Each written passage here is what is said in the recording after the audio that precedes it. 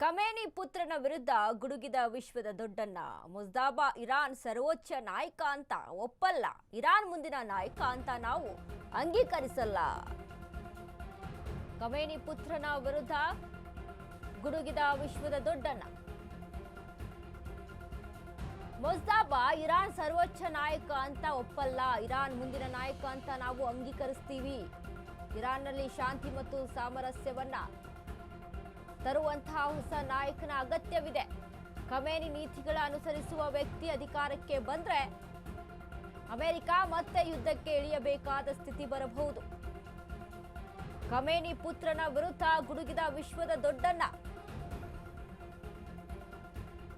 ಮುಜ್ತಬಾ Iran ಸರ್ವೋಚ್ಚ ನಾಯಕ ಅಂತ ಒಪ್ಪಲ್ಲ. ಈಗಾಗಲೇ ಏನು ಖಮೇನಿಯ ನಿಲುವುಗಳು ಯಾವ ರೀತಿಯಾಗಿತ್ತು? ಕಟ್ಟಾ ಇಸ್ಲಾಮಿಕ್ ಅನ್ನ ಫಾಲೋ ಮಾಡಲೇಬೇಕು.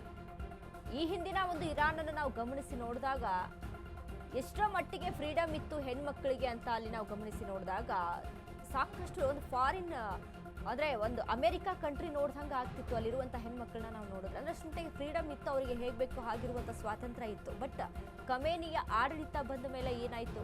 ಇದಕ್ಕಿಂತ ಮೊದಲು ಆಯತೊಲ್ಲಾ ಖಮೇನಿಗಿಂತ ಮೊದಲು ಅವರ ಸಹೋದರ ಮೊದಲ ಬಾರಿಗೆ ಅಲ್ಲಿ ಅಧಿಕಾರಕ್ಕೆ ಬರ್ತಾರೆ. ಆ ಅಧಿಕಾರಕ್ಕೆ ಬಂದಂಥ ಸಂದರ್ಭದಲ್ಲಿನೇ ಅಲ್ಲಿ ಇರಾನಿನ ಪರಿಸ್ಥಿತಿ ಟೋಟಲ್ ಆಗಿ ಬದಲಾಗುತ್ತೆ.